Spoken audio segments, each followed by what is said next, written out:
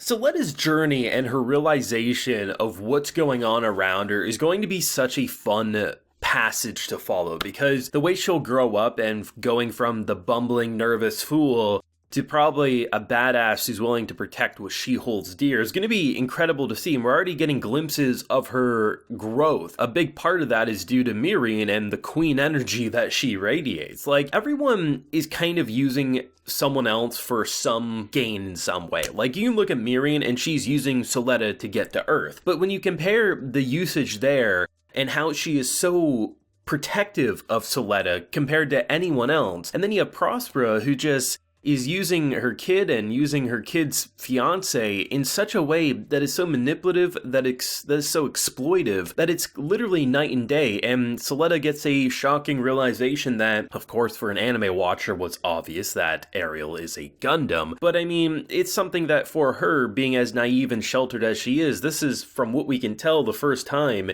that she's had someone that close to her lie to her, especially coming from the mother that she holds so dear, and the shocking disgust on her face says it all. Now, there's a full live reaction available on my Patreon if you're interested, but let's talk about this one, because Prospera is without a doubt a character that, within this show, makes it 10 times more interesting. If you didn't have this mother set on revenge and manipulating everyone in this chess piece maneuver to get to where she needs to go, the show would be a lot more boring. But as a person, as a parent, I despise her. I think she is completely, she just exploits, she manipulates. And yes, as it stands, has Suletta or Miorine truly been hurt? If anything, her advice actually helped Miorine. She was able to get her business off the ground, which not only saved Suletta's skin, which allowed her to, well, not be thrown in prison, disposed of, who the hell knows what type of shit could go on. And most importantly, we went from a hostile parent-daughter duo kind of like to a, I guess, okay situation where there's a little bit of respect rather than saying, I hate you, Dad. There's saying, like, I know you're powerful, I know you're worthy of a lot of the praises you get, and because of that sign of respect, he actually complimented her in the best way we've seen to this date. So people might want to make the argument, well, no, Brandon, because here's the thing, you know, she's just misunderstood. She lost a lot, and then therefore Prospera's just doing what she can to punish the people responsible. But any parent who uses a kid to get to their revenge is not a good parent. It's someone who's clearly been broken by the trauma of the past, and seriously, I am so interested to see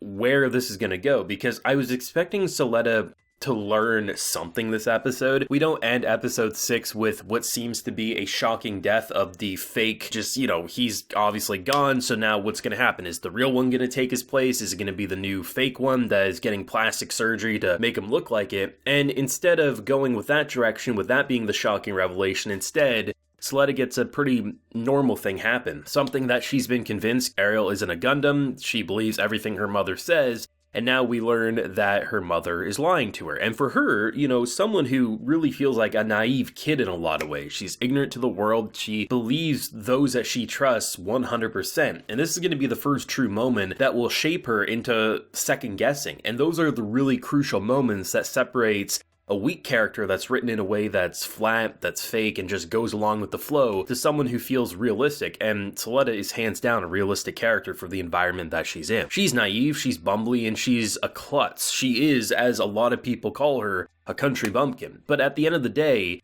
it's her environment and the way she was raised, and now she's thrown into this environment that she wasn't raised for. And because of that, her mother can use her in such a way to manipulate her and to place her in the situation she needs to be in. You see Prosper at the end, who's basically with her back against the wall. She doesn't take the deal. Suletta, the Gundam, it's going to be exposed. It's going to be removed from play. So had she not, in her very careful maneuver, made it so Miorine would confront her father without the hostile attitude and an almost spoiled brat temper tantrum, she would have had to take that deal. But because she manipulated in that way, she bet on Miorine being able to handle it herself so that she can leave her daughter in capable hands as she continues to do what she needs to. So it's a very careful way of manipulation, and we've seen multiple parents, from Gwell's father to Prospera to even Miorine's, right? We've literally seen different types of manipulation in how parents use their children in this world, and it's all bad in my opinion, but it makes for such a wonderful story, and that's the core thing about Gundam, right?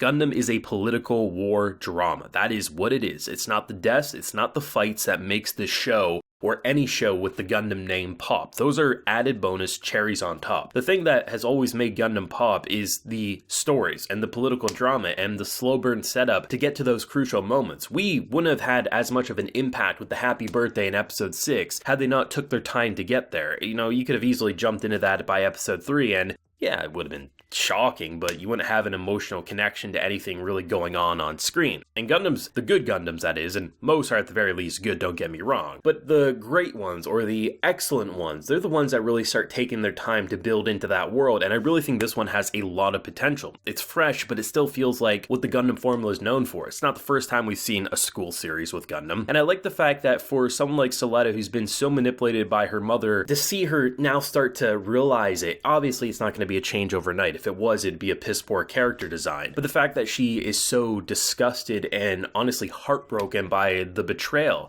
it's something we, as the viewer, knew it was a Gundam, but for her to see that realization, and then you have Miorine, who's actually feeling like she's a kind-hearted soul, who actually cares for her well-being alongside wanting to get her own dreams acquired, which is go to Earth and escape this hell. You know damn well Miorine has the biggest target painted on her forehead, and it's going to be heartbreaking when either Suletta or Miorine ends up biting the bullet, because here's the thing, one of them has to. I really think the chemistry is brewing a lot better than it has in recent episodes. Before it felt a little more forced and fake. Here it honestly feels like there's chemistry there, and I'm interested to see if both of them would actually make it to the finish line, or if one of them is going to have a tearjerker goodbye when it does eventually wrap up, which I still am betting on it being a 50-episode run over multiple seasons, because Gundam is always known for doing that with its television series. There's actually some really fun OST tracks in this episode, because it wasn't an action episode, right? So there was a lot of like more simple, almost like, I don't know, just like farming simulator tracks you could have played in a lot of ways.